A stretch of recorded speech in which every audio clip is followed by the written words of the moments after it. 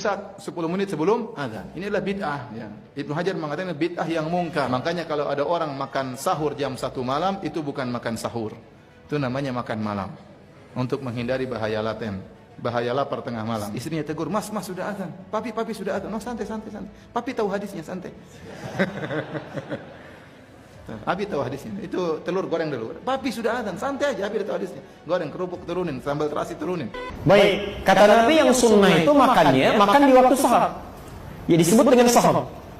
Kapan sahar itu? Kisaran 20 menit, 30 menit sebelum fajar. Jadi kalau Anda misalnya ingin menunaikan sahur, makan sebelum puasa itu, yang sunnah dilakukan 30 menit paling awal sebelum subuh. Ini yang disebut makan sahur. Jadi kalau jam 3, setengah 3 itu belum sahur. Itu terlalu awal, okay? Itu sama hukumnya dengan Anda makan jam 10 malam, jam 11, kan? Kadang-kadang dari masjid sudah ada suara setengah 3, kan? Sahur. Nanti malam kasih tahu, belum. Belum masuk, waktunya belum.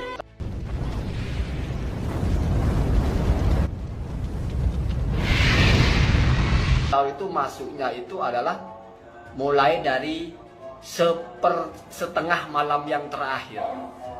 Jadi kalau misalnya jumlah malam itu dari mulai maghrib sampai subuh itu 12 jam, maka dari 6 jam terakhir itu sudah masuk sahur.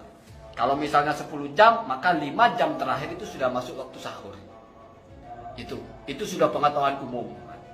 Ya silahkan kamu mau ikut Adi Hidayat atau mau ikut ulama Imam Nawawi atau mau ikut kitab I'anatul Talibin juga menjelaskan, Fathul Mu'in awalnya menjelaskan bahwasannya memang waktu sahur itu masuknya setelah memasuki setengah malam terakhir.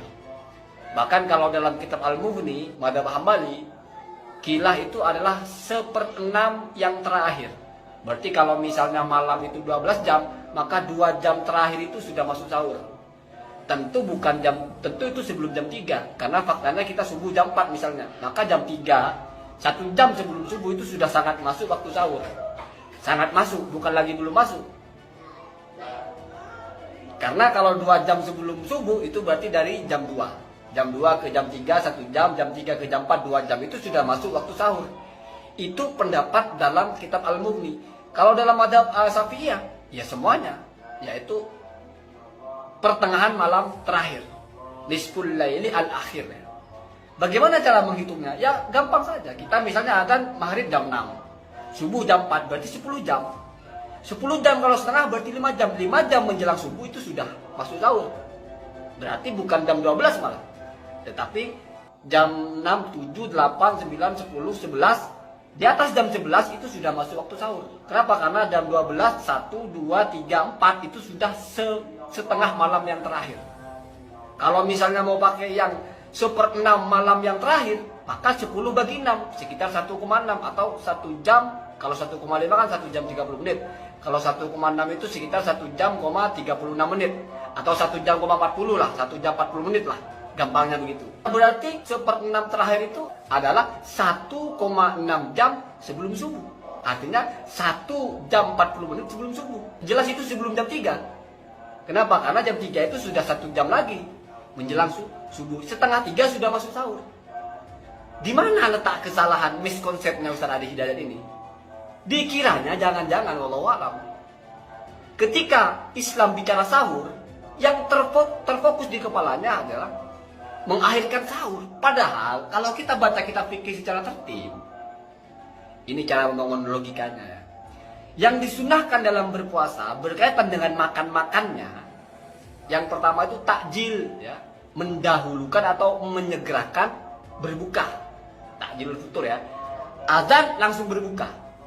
Iftar membatalkan, itu sunnah. Yang kedua, as-sahur. Makan sahur itu kesunahan tersendiri. Jadi makan sahur itu kesunahan. Yang ketiga, takhiru as-sahur, mengakhirkan makan sahur. Jadi Ustaz Ali Hidayat harus paham, sahur dengan mengakhirkan waktu sahur itu 2 hal.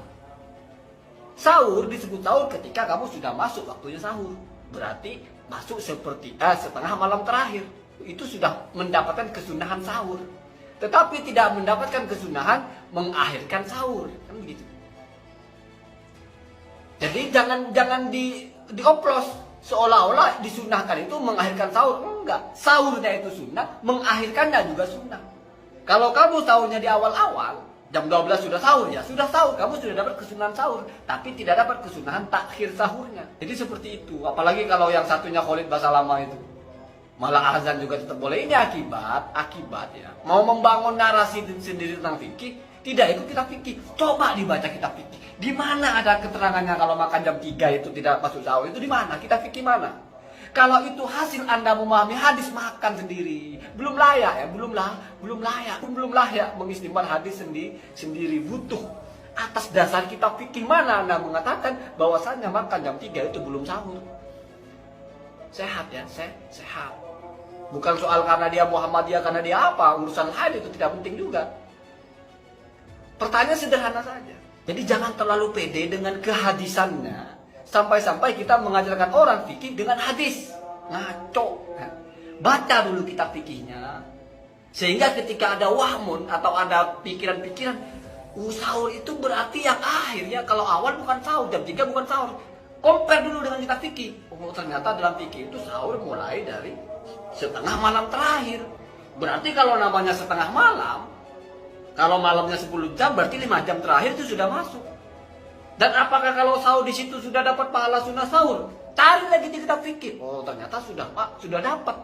Kenapa kok bisa seperti ini? Oh, karena ternyata sahur itu sunnah, mengakhirkan sahur juga sunnah. Akhirnya, artinya kamu makan sahur di selama masuk waktu sahur, maka sudah dapat kesunahannya. Kalau mau lagi tambah kesunahannya, ya kamu akhirkan sahurnya. Itu baru enak. Ya, baru karena nggak mungkin Anda itu akan lebih hebat dari pengarang kitab yang itu Tolibin. Tidak mungkin Anda itu akan lebih hebat dari Imam Nawawi. Tidak mungkin.